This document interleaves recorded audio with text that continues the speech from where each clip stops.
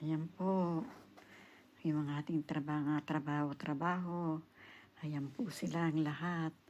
Ayan, God bless po. Sana po'y magustuhan ninyo yung aking mga trabaho. Ayan, ito po yung libro ng Biblia ko. Lagyan po natin ng balot. Ayan, nilagyan po ni Tita Emmy ng balot yung aking Biblia. Ayan po, yung mga mantil na ginawa ko. Ayan po, ito po yung sa supot ng cellphone. Ito po para sa cellphone. Ayan. Tapos ito naman po yung sa libro ng Biblia ko. Ayan. Lagyan ko rin po ng cover. Ayan, mga Christmas mantel. Hindi pa po tapos tong isa. Ito po, ginagawa ko pa. Ayan.